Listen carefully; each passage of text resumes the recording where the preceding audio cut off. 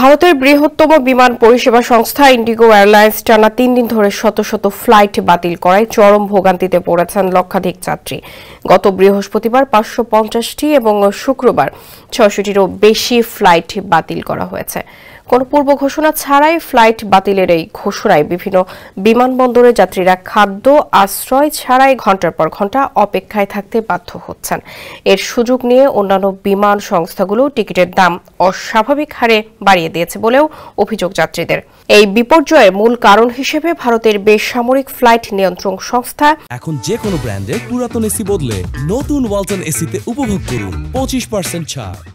DGC এর নতুন flight duty time limitation বিধিকে দায়ী করা হচ্ছে। নিরাপত্তা জোরদার করতে ২০২৪ সালের জানুয়ারিতে এই বিধিটি তৈরি হয়, যা সম্প্রতি দিল্লি হাইকোর্টের নির্দেশে ধাপে ধাপে কার্যকর করা হচ্ছে।